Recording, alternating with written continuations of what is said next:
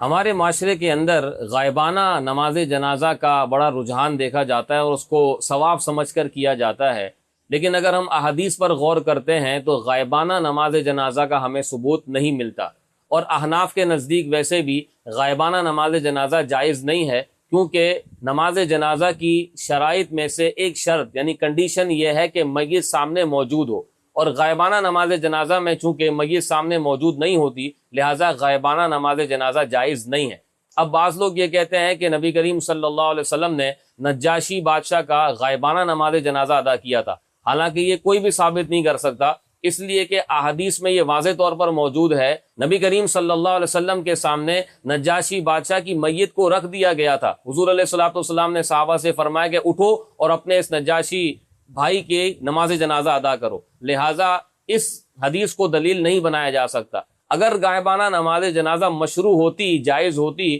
تو صحابہ کرام، تابعین، تبع تابعین سب ہی غائبانہ نماز جنازہ پڑھتے، حالانکہ احادیث کی کتابوں میں، فقہ کی کتابوں میں اس کا کوئی ثبوت نہیں ملتا، لہٰذا غائبانہ نماز جنازہ یہ ناجائز ہے۔